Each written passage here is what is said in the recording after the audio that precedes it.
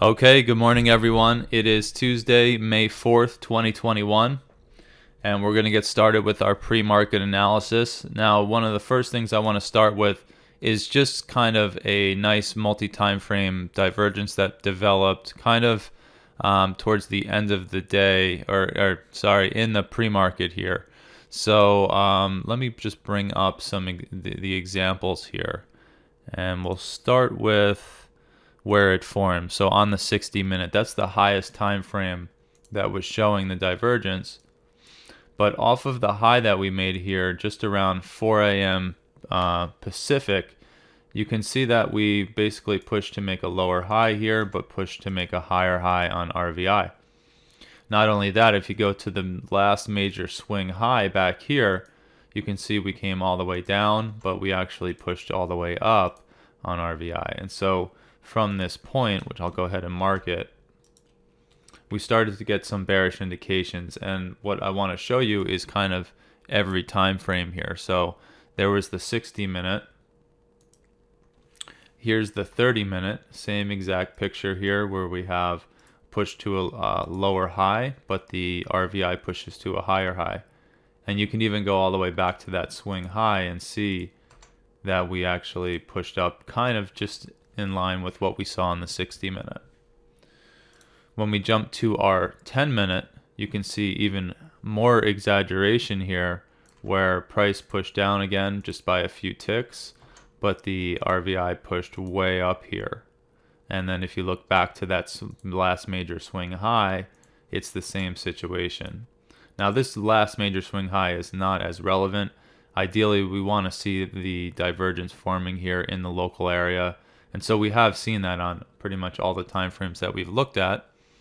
But just want to point that out. And then if we do jump to our 3-minute here and we go back to, let's see, 3-minute is not quite showing as pretty as the others here.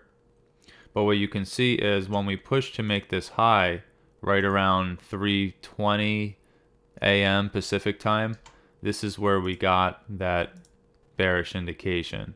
And so we had that swing high that we were comparing on the higher time frames, or at least the intermediate time frames. But on the 3-minute, you see the indication right around 3, you can see that candle close 3:18 Pacific.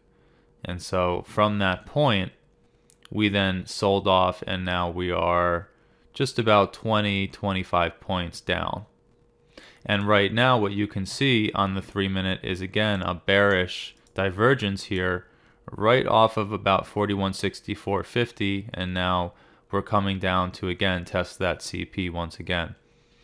So just kind of interesting to note, and so I just wanted to point that out and give some more people a chance to get in, and we're going to start with the pre-market analysis.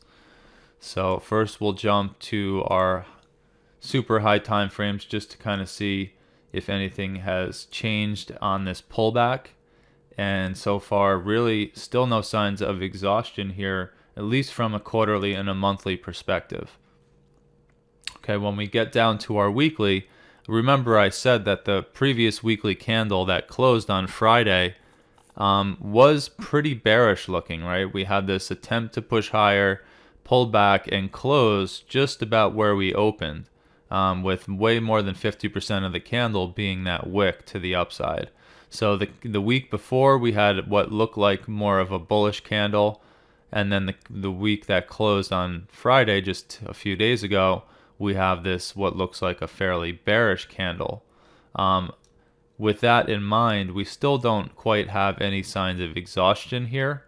In fact, if this weekly RVI continues to push down and get super exaggerated here, but price does not quite push much past, say, the low, or we stay above the low of the week before last week, then we're going to have some pretty bullish indications here on this little pullback.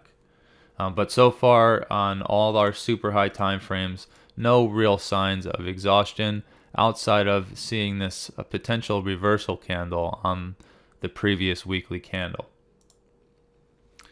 So remember yesterday we talked about the daily candle here, and we said that we have a bullish indication off the low. So we had a bearish indication from the 29th of April, and we did get the pullback, and you can see we opened just about where we closed. So we closed up near the highs on the 29th. On the 30th we opened and we got our sell-off. So we had a nice bullish indication or bearish indication, excuse me, and then we had our sell-off. Now when we made that low, we got what looked like a pretty decent bullish continuation pattern off the low. And so we did kind of expect coming into Monday that if we held above 67.25, which was the low, that we should have a potential bullish push. Now what happened was we did open pretty close to this low area, and we did push just a little bit. So from the open of that candle for the Globex around 41.80, we did push about 20 points, 22 points. And then we pulled back, and now you can see we also have a fairly bearish candle here on the daily, kind of like the weekly. And so we're getting this more protracted pullback, but overall, because we don't have a clear reversal signal on our weekly, then our daily bearish signal off of the all-time high is indicating the potential for some pullback, a correction maybe, but not necessarily some type of super extreme 200, 300 point type deal.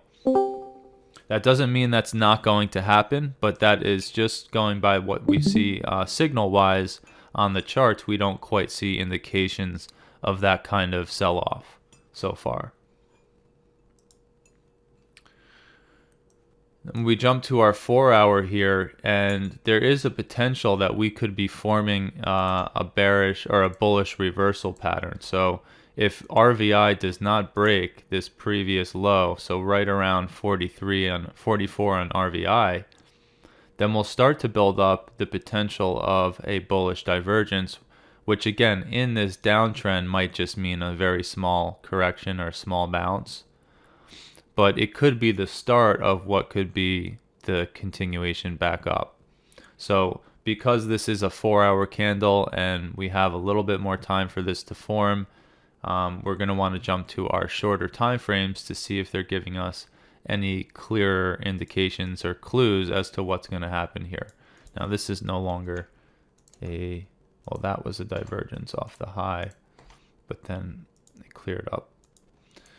So we're going to have to jump to our shorter time frames here and see what they're saying. And we're getting kind of a similar indication here from our hourly candle.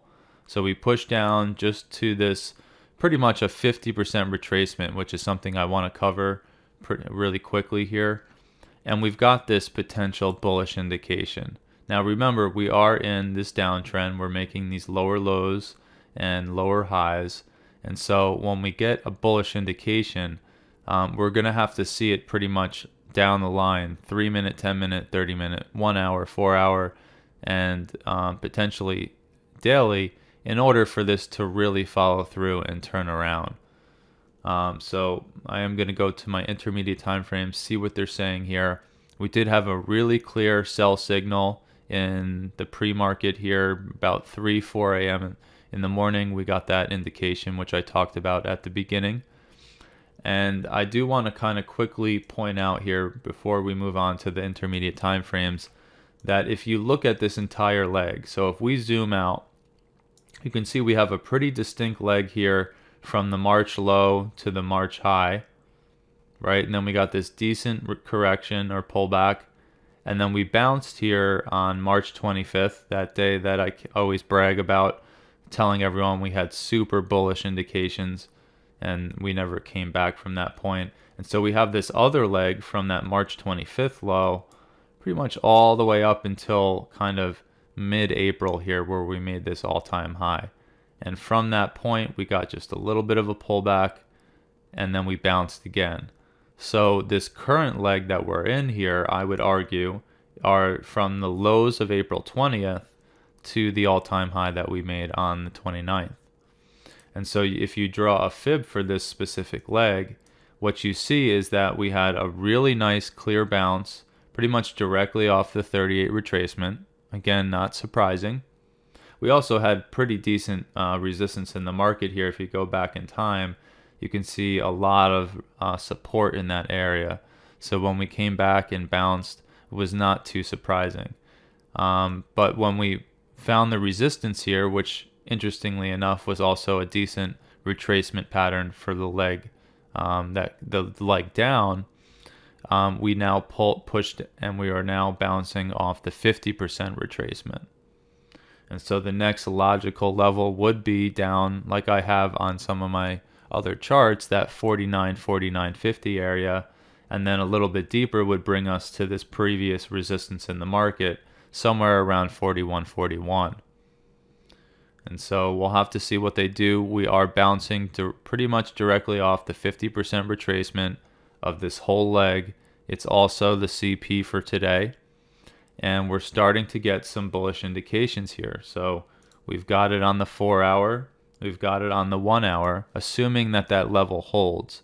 So that low is 57.25. So if 57.25 holds, these signals are going to hold on these higher time frames. And so we'll jump down to our intermediate and see what they're saying.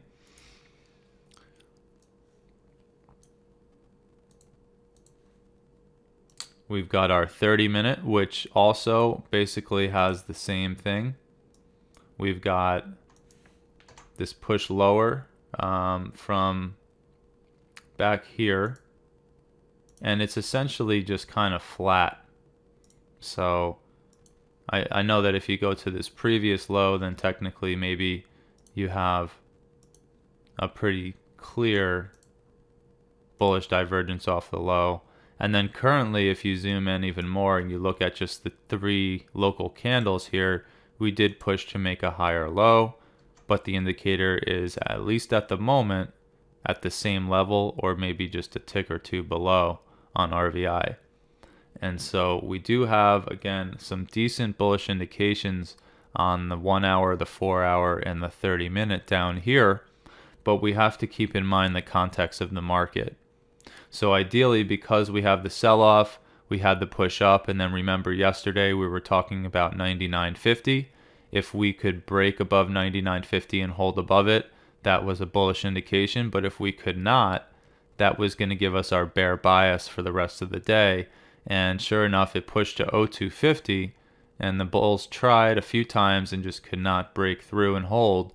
And so then we got pretty bearish there. So really looking for bearish indications off the highs was a better play, and that was looking just at the overall context of the market. So this short, just 2 or 3 hours earlier from now, was really the play, because we had a really clear bearish divergence on all those time frames going with the overall trend in the market, and then we got the sell-off. Right now, we're getting that counter indication off the low, and so this might mean we just bounce here like we already did from 57 to maybe 65, and that's all we get. Or this could be the start of the return back to test higher. So let's look at our 10-minute and see what that's kind of saying here. And I am noticing the same exact indication from that last swing low back here where we were comparing everything else. We also have that same bullish indication. And so we're going to have to kind of monitor this. We do have a little bit of a bearish indication on this second attempt to break 65 here. But overall, we do have a lot of agreement off of the low around 57.25. So that's probably going to be kind of our line in the sand. And if we can hold above 57.25, we should at least push up to 70, 71. And 71 there is that previous swing low that we really need to break above in order for there to be any type of bullish bias this morning. So that's kind of where we're at. Our 3-minute, again, is not going to give us kind of higher indications of bigger moves. But I will bring it up here and just kind of see what's going on the 3-minute. We did have, again, just like the 10-minute, that that indication of a little bit of bearishness when we tried to come up and test 65 just about a few minutes ago, 20 minutes ago. And they did pull back. But now we're kind of in this little chop area. So we can kind of read into some of these signals, and you can see that, yes, you then got a fairly bullish indication off that low, but we're now kind of tethering up here. And so this is going to be our dividing line here. This 57 quarter really needs to hold. And again, you can see the 3-minute also gave us that bullish divergence off the low. So as long as 57 quarter holds here, that's going to confirm all the high time frame indications, intermediate time frames, and now the short time frame for a potential push up again to come right into that 71 area. So I'll mark 71 on the 3-minute here.